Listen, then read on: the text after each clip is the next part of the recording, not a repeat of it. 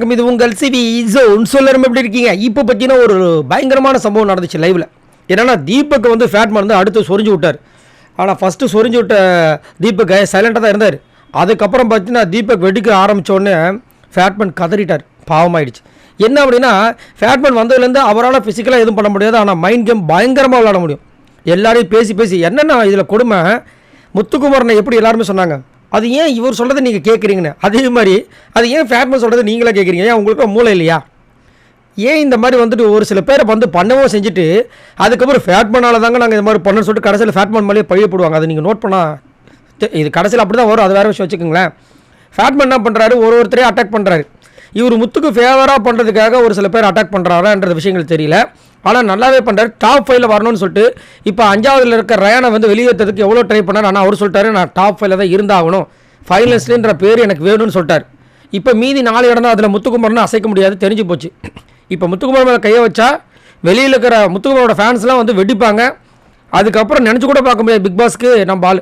அதனால் என்ன பண்ணுறாரு, மற்றவங்களெல்லாம் கை வைக்கிறார். அதில் ஓட்டு கம்மியாக யாருக்கு இருக்குதுன்னு பார்த்தீங்கன்னா விஷால், அருண், அவங்களெல்லாம் வந்து ஆல்ரெடி வந்து ஆளுங்க செட் பண்ணி கலாச்சி விட்டார்.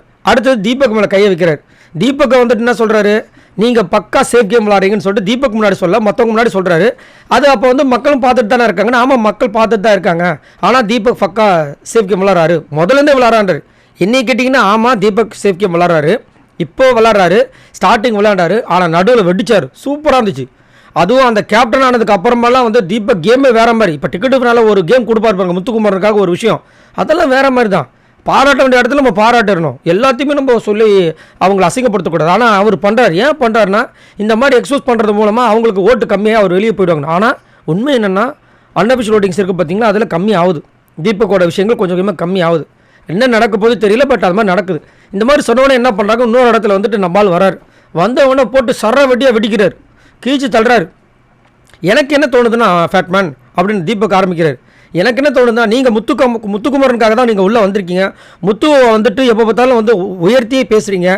முத்துவை வந்துட்டு எதுவும் பண்ணக்கூடாதுன்னு சொல்லிட்டு அவர் வழியை கிளியர் பண்ணுறதுக்கு அவங்களுக்கு இடைஞ்சலாக யாரெல்லாம் இருக்காங்க அவங்க நீ அட்டாக் பண்ணுற மாதிரி இருக்குது. அது ஏன் எப்போ பார்த்தாலும் நீங்கள் விஷாலையும் ஜாக்லினையும் சௌந்தர்யாவும் அட்டாக் பண்ணிட்டே இருக்கீங்க இப்படின்னு கேள்வி கேட்க அவர் தத்தக் பத்தக்குன்றாரு.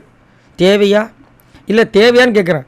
ஃபஸ்ட்டு அருண், விஷால், அப்புறமா யார் பவித்ரா, இந்த மாதிரி தானே போயிட்டு இருந்தீங்க. அப்புறம் சௌந்தர்யா இருந்துச்சு. ஏன் இவர்கிட்ட போகிறீங்க? இவர் வந்து வெடிக்க மாட்டார், சாதாரணமாக வெடிக்க மாட்டார். ஆனால் வெடிக்க ஆரம்பிச்சோன்னா அப்புறமா தாங்க முடியாது.